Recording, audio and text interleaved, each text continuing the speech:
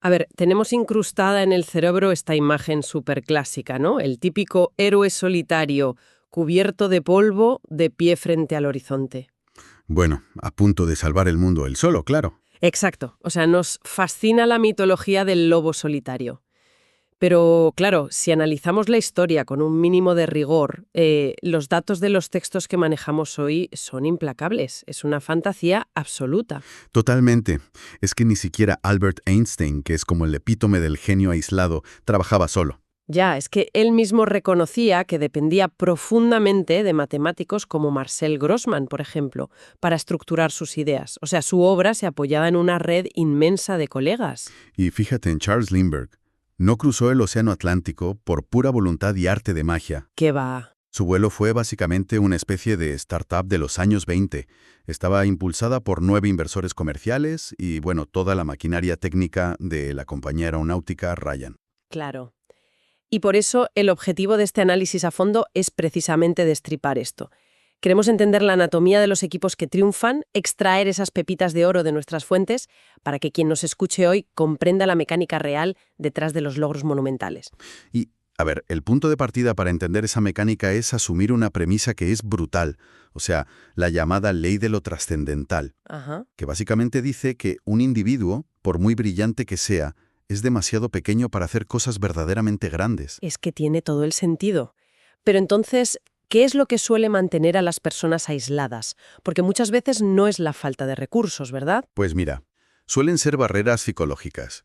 A veces es el ego, o la inseguridad, eso de no querer compartir el control, o simplemente la ingenuidad de no saber dimensionar el tamaño real de un obstáculo. Ostras, claro. Fíjate en el episodio histórico de Lili Tartikoff. Como bailarina profesional que era, conocía perfectamente la disciplina del esfuerzo individual. Sí, sí. Pero claro, cuando a su marido, que era un alto directivo de la cadena NBC, le diagnostican un tipo grave de cáncer, ella se topa con un muro enorme. Entendió que la investigación médica en los laboratorios, por muy avanzada que estuviera, pues se asfixiaba sin una estructura de apoyo. O sea, un científico aislado no puede hacer magia. Exacto. La ciencia pura no bastaba por sí sola. Así que ella analizó el problema y, bueno, construyó una especie de triángulo estructural. Por un lado tenía al doctor Tennis Lamon, que era el que aportaba toda la capacidad intelectual y científica. Pero necesitaba gasolina para ese motor. Eso es. Así que convenció a Ronald Perelman, el ejecutivo de Revlon, para inyectar una financiación millonaria. Crearon un programa de investigación a una escala que no tenía precedentes. Madre mía. Y Tartikoff actuó como el pegamento organizativo de todo eso. Demostró que, para metas colosales, necesitas un equipo a esa misma escala. El capital, la ciencia y la logística operando juntos. Vale, vamos a desgranar esto un poco porque me parece fascinante. Rompe por completo con esa idea de que si quieres que algo se haga bien, tienes que hacerlo tú mismo. O sea, intentar abarcar todo es como intentar hacer girar demasiados platos sobre unas varas. Sí, sí, totalmente. No aumenta tu talento, solo aumenta la probabilidad de que se te caigan todos al suelo. Pero esto me lleva a una duda. Si todos sabemos, o la evidencia demuestra que trabajar en equipo es mucho mejor, ¿por qué la historia se empeña en hacer monumentos a los individuos y casi nunca a los grupos? Pues mira, el economista Lester C. Turrow, que se menciona en el material, daba una perspectiva súper interesante sobre esto. Él señalaba que nuestra mitología exalta al individuo por pura economía cognitiva. A ver, ¿cómo es eso? Pues que para el cerebro humano es mucho más fácil y emocionalmente más satisfactorio visualizar el rostro de un único héroe que intentar procesar un diagrama con cientos de colaboradores. Ya, claro, es mucho más simple. Exacto. Sin embargo, para que un grupo logre algo histórico, el primer paso organizativo es erradicar esa misma búsqueda de protagonismo. O sea, el equipo tiene que subordinarse a una visión mucho más grande que sus egos, lo que en el texto llaman la ley del cuadro completo. Y lograr eso debe ser uno de los desafíos psicológicos más bestias para cualquier líder.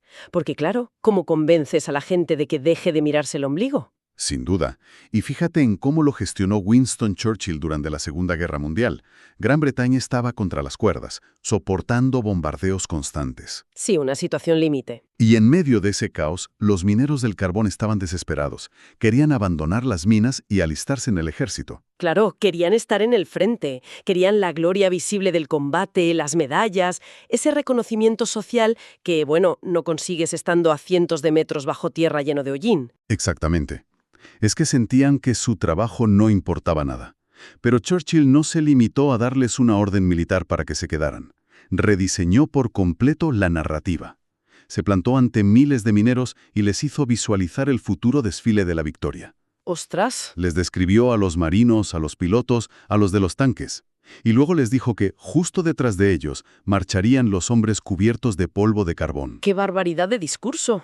Les explicó que sin su trabajo oscuro y sucio en las minas, los barcos no navegarían y los aviones no volarían para defender la libertad. Así logró que vieran el cuadro completo. Redibujó el mapa para que vieran dónde encajaba exactamente su pieza. Y es que subordinar el ego no es solo algo que se le exige a la base, a los mineros en este caso. Los líderes tienen que demostrarlo físicamente. Totalmente. El ejemplo arrastra. Yo misma estoy sorprendida con un caso imparcial que mencionan las fuentes, el del expresidente estadounidense Jimmy Carter, con su labor con la organización Habitat for Humanity. Sí, ese caso es buenísimo. Cuando contactaron a Carter para colaborar, le enviaron una lista con 15 funciones posibles. Obviamente, las primeras opciones eran de relaciones públicas, recaudación de fondos, ser la cara visible, lo normal para un expresidente. Claro, el pedestal habitual. Pues él rechazó el pedestal. Eligió hacer las 15 funciones. Se le podía ver durmiendo en subterráneos de iglesias locales, viajando en autobús con los voluntarios y trabajando con un martillo bajo el sol. Es que cuando el miembro con más estatus decide abandonar sus privilegios y someterse a esa misma incomodidad, la jerarquía basada en el ego se desintegra. Se cae a pedazos, claro. Pero, ojo, ese nivel de sacrificio solo se sostiene si existe una dirección estratégica. La gente necesita visión. Y aquí es donde entra la ley de la brújula. Si vas a pedir a un grupo que renuncia a sus intereses, más vale que la brújula apunte a un norte claro. ¿Y qué pasa si no hay brújula? Pues mira el caso de IBM a principios de los 90. Perdían 8.000 millones de dólares al año. 8.000 millones. Tela. Una locura. Y no era falta de talento. Tenían docenas de agencias de publicidad distintas en todo el mundo, operando como feudos independientes. Cada una lanzaba mensajes contradictorios. Un gigante ciego tropezando consigo mismo. Hasta que llegaron el ejecutivo Luke Gerstner y Avi Konstam. Unificaron todos esos esfuerzos bajo un único concepto: el comercio electrónico. De la noche a la mañana, miles de empleados tenían una partitura única para cantar. Es como armar un rompecabezas, ¿no? A menudo vemos equipos donde todos quieren ser el protagonista. Pero si cada pieza intenta ser el centro exacto de la imagen, el cuadro jamás se completa. Exacto. O el caso de Enron, reportando objetivamente los datos de la fuente sobre el proyecto Enron Long Line. Más allá del desenlace de la empresa, ese proyecto nació de un enfoque directivo muy claro en la innovación. Claro, daban visión. Sí, al tener una visión operativa amplia, el personal técnico tuvo la confianza necesaria para asumir riesgos y actuar. La visión genera confianza. Pero te lanzo una pregunta, a ver. Si el papel más difícil del líder es lograr que individuos brillantes renuncien a sus agendas, como decía Ray Kroc de McDonald's en el texto, ¿qué hacemos operativamente? Porque en la vida real la gente compite por destacar. Bueno, una vez que la visión está clara y el ego está controlado, el desafío es colocar a la gente correcta en el lugar correcto. La ley de la especialización.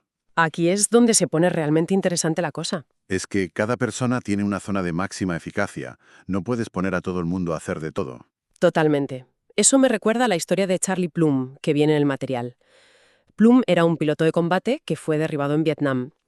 Y logró sobrevivir, gracias a que su paracaídas se abrió perfectamente. Ajá. Años después, descubrió que la persona que había doblado y empaquetado ese paracaídas era un marinero anónimo en las entrañas de su portaaviones.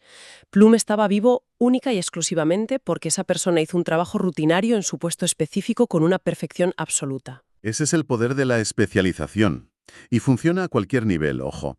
En la diplomacia política, por ejemplo, los textos analizan de forma imparcial el nombramiento de Colin Powell como secretario de Estado por George W. Bush. No era el típico diplomático, ¿verdad? Que va.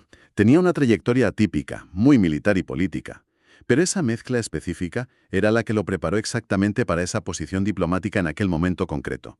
Era la persona ideal en el puesto ideal. Claro, especialización pura. Y a medida que el desafío crece, como ilustra la ley del Monte Everest, esta necesidad de especialización se dispara, ¿no? Exactamente. Nadie sube el Everest solo. El material menciona a Tenzing Norgay, el Sherpa que coronó la cima con Edmund Hillary. Sí, después de que otros lobos solitarios fracasaran. Como Maurice Wilson, que tuvo un final trágico por intentar ir por libre. Hillary y Norgay lo lograron gracias a una logística masiva de cientos de porteadores, escaladores abriendo ruta, todos especializados en una parte del trayecto. O el milagro del Apolo 13. 3 astronautas perdiendo oxígeno. La solución no vino de ellos solos en el espacio, surgió en Houston, con el famoso Equipo Tigre. Trabajando con especialistas de la NASA, lograron convertir filtros de dióxido de carbono cuadrados para que encajaran en agujeros redondos. Pero fíjate, para que esa especialización tan extrema funcione, hace falta saber dónde estamos en cada momento. Y ahí entra la ley del marcador. No puedes mejorar si no mides la realidad. ¿Ya? Medir los resultados implacablemente. Claro. Walt Disney Productions casi quiebra en los años 80 por imitar su propio pasado ciegamente, preguntándose qué haría Walt en lugar de mirar los datos reales. Ostras, vivían de la nostalgia. Totalmente. Hasta que Michael Eisner y Frank Wells miraron el marcador real, los números objetivos, e hicieron los ajustes que salvaron la compañía. Como eBay con Meg Whitman. Ajustaban constantemente la plataforma basándose en lo que dictaba su marcador, que eran los intereses y quejas de los usuarios. Eso es, medir para ajustar. Es la diferencia entre una banda de garaje y una orquesta sinfónica. En la banda, pues cualquiera toca cualquier instrumento, hacen ruido y ya está. Pero en la sinfónica, si mueves al trompetista al piano, arruinas la pieza entera. Qué buena analogía, sí. Pero volviendo al ejemplo del Apolo 13. En una situación así, ¿cómo evita un equipo que el marcador, que en su caso les decía que se estaban quedando sin oxígeno, cause un pánico paralizante en lugar de facilitar decisiones estratégicas? Pues porque tenían una confianza ciega en la fiabilidad de sus compañeros. Y eso nos lleva a la parte más oscura de todo esto, los enemigos silenciosos. Un equipo es un organismo vivo, y los organismos pueden enfermar desde adentro. La ley de la cadena, ¿no? El eslabón débil. Exacto. La fuerza de todo el equipo es igual a la de su eslabón más débil. Mira el desastre del Exxon Valdez en Alaska. El derrame de petróleo. 10,8 millones galones de petróleo derramados. Y no fue un solo error catastrófico. Fue una serie de errores. Un capitán que no estaba en condiciones, la fatiga extrema de un oficial al mando, la falta de vigilancia en la proa. No importa cuánto intenten compensarlo los fuertes, un eslabón débil termina por romper la cadena. Ostras, es un efecto cascada brutal. Por eso en los entrenamientos de los SEALs de la Marina, en la famosa Semana del Infierno, el objetivo es someterlos a tanta presión para eliminar las debilidades. Tienen que proteger la vida del resto del equipo, descartando el eslabón débil antes del combate. Claro, no puedes arriesgarte allí. Y a veces el eslabón débil no es falta de capacidad técnica, sino pura actitud, lo que en los textos llaman la ley de la manzana podrida. Esa es letal. Es que cuentan una anécdota personal del autor sobre su equipo de baloncesto juvenil. Físicamente eran superiores, tenían muchísimo talento. Deberían haber arrasado. ¿Y qué pasó? Pues que se instaló una rivalidad absurda por destacar. Los jugadores empezaron a competir entre ellos en lugar de contra los rivales. Esa mala actitud destruyó por completo una temporada que era súper prometedora. Y lo fascinante aquí es la velocidad de contagio. La actitud se propaga como un virus letal. El investigador Norman Cousins contaba una historia impactante sobre un falso envenenamiento en un estadio. ¿Ah, sí? ¿Lo de las bebidas? Exacto. Bastó que se anunciara por megafonía que unas bebidas de las máquinas estaban contaminadas, para que 200 personas presentaran síntomas físicos reales, vómitos, desmayos. Demuestra que una idea negativa, o una actitud tóxica, tumba a todo un grupo en minutos. Pero, a ver, el contagio también funciona en positivo, ¿verdad? Afortunadamente sí. Mira a Roger Bannister. Cuando logró correr la milla en menos de 4 minutos, algo que los médicos decían que era imposible y que el corazón explotaría. Madre mía, qué presión. Pues al demostrar que se podía, contagió esa actitud al resto. Meses después, otro atleta lo logró, y luego muchos más. Derribó un muro mental colectivo. ¡Qué maravilla! Y supongo que para derribar esos muros hace falta confiar ciegamente en el de al lado. Aquí entra la ley de la confiabilidad. Ilustra una confianza extrema con el caso de la familia Loysox y su empresa de demoliciones controladas. Buenísimo ese caso. Tuvieron que detonar el estadio Omni de Atlanta. Y ojo, a escasos metros de la sede de la CNN y justo encima del tren subterráneo. Un error de cálculo y vuelan media ciudad. Exacto. Ahí la precisión absoluta es de vida o muerte, y eso exige una confianza organizativa impecable. Todos sabían que el compañero haría su trabajo al milímetro. Ujú. Y contrasta eso con la traición. El material menciona a Robert Hansen, el agente del FBI que vendió miles de documentos secretos durante años. Un desastre desde dentro. Destruyó por completo la cohesión y la confianza de su propia institución. Inyectó paranoia. Es que tras parto en una mala actitud o una falta de confiabilidad, es como intentar reparar un motor con un sensor defectuoso. La máquina parece intacta por fuera, pero la información interna está destruyendo el rendimiento. Una analogía imperfecta. Pero entonces, considerando que las fuentes nos dan esa fórmula de la confiabilidad, ya sabes, carácter más capacidad, más compromiso, constancia y cohesión, porque los líderes suelen tolerar a los eslabones débiles durante tanto tiempo, o sea, arriesgando el respeto de los miembros más fuertes. Estoy convencido de que es por aversión al conflicto y una falsa compasión. Pero mantener a alguien tóxico penaliza a tus mejores talentos, que tienen que trabajar el doble para cubrir las deficiencias. Ya, acaban quemando a los buenos. Exacto. Y para evitar ese estancamiento y dar el impulso final hacia la excelencia, necesitas a los agentes de cambio. ¿Los catalizadores? Eso es, la ley del catalizador. Si conectamos esto con el panorama general, piensa en Michael Jordan. No era solo por sus estadísticas anotadoras. Era la energía que proyectaba. Exactamente. Su capacidad de elevar el voltaje de todo un gimnasio y exigir la pelota en los momentos de mayor presión para resolver el problema. Claro. Y no hace falta ser deportista de élite. Las fuentes mencionan a Eugene Lang, un empresario que demostró esto a nivel social. Pasó de ser un mero asesor que iba a dar una charlita a estudiantes de sexto grado en Harlem a ser un catalizador absoluto. ¿Qué hizo exactamente? Prometió pagar becas universitarias completas a 61 estudiantes de esa clase, en una zona con mucho abandono escolar. Cambió el guión por completo y logró que el 90% se graduara. Asumió el coste en tiempo real. Es que alteró la realidad de esas familias. Y eso conecta perfectamente con el último gran concepto operativo, la ley del precio. Las victorias exigen un peaje. Y si no lo pagas, te quedas atrás. Como la caída de Montgomery Ward. Exacto. En el siglo XIX inventaron el catálogo de venta por correo. Eran los pioneros absolutos. Pero en los años 20 la sociedad cambió, se hizo más urbana. ¿Y ellos no quisieron adaptarse? Se negaron a pagar el precio operativo y financiero de abrir tiendas físicas. Y apareció Sears, impulsado por el visionario Robert A. Wood, pagó ese peaje del cambio y les arrebató el imperio. ¡Ostras! Es que el precio no decrece nunca, como el sacrificio en Valley Forge, el ejército de George Washington en el invierno de 1777. Uf, ese ejemplo es durísimo. Congelados, sin zapatos, con hambre, pero pagaron el precio de quedarse, entrenar con el barón von Steuben y transformarse en el equipo capaz de derrotar a los británicos. Lo pagaron por adelantado. Siempre se paga por adelantado, y el precio aumenta cuanto más éxito tienes. Totalmente. Para mí, el éxito de un equipo es como un servicio de suscripción, no como una compra única. No pagas una vez y ya eres campeón para siempre. La cuota se renueva y encima aumenta si quieres mantenerte arriba. Una gran forma de verlo. Pero entonces, ¿cómo puede un catalizador mantener a un equipo dispuesto a seguir pagando ese peaje emocional y físico continuamente sin que se rindan creyendo que ya han hecho suficiente? Renueva la visión. Redefine el éxito constantemente, para que el desafío intelectual supere al agotamiento físico. Así evitas que sientan que están corriendo en una rueda de hámster. ¡Qué interesante! Bueno, si hacemos un pequeño resumen de todo esto, queda clarísimo que construir un equipo magistral requiere una visión clarísima, ubicar el talento con precisión milimétrica, medir implacablemente los resultados y, desde luego, erradicar las actitudes destructivas de raíz. Y estar dispuesto a pagar el precio de la innovación, claro. Totalmente.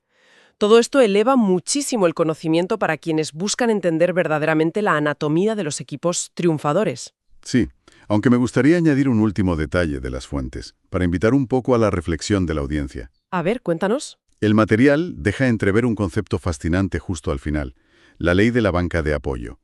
Hoy hemos hablado de líderes, de catalizadores, de los que están bajo los focos en la cancha. Sí, de los protagonistas. Pero ¿qué sucede si la verdadera fuerza colectiva, el secreto del aguante a largo plazo, no reside en los titulares, sino en las sombras?